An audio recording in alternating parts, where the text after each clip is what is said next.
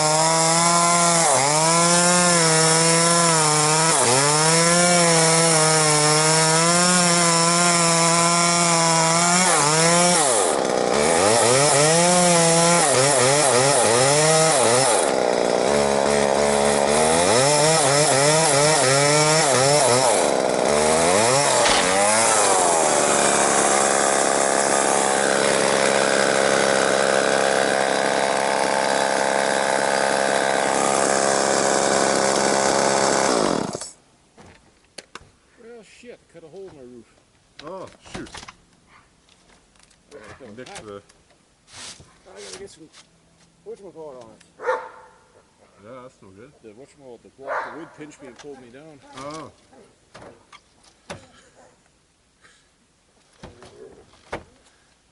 Now I gotta fix my roof.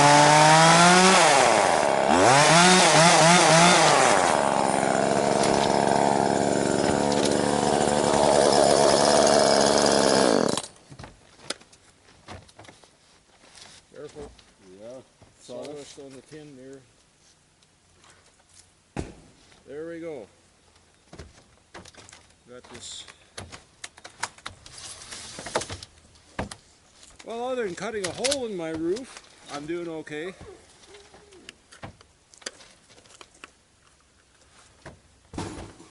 Oh, just a nick with the Homelite there, so no big deal.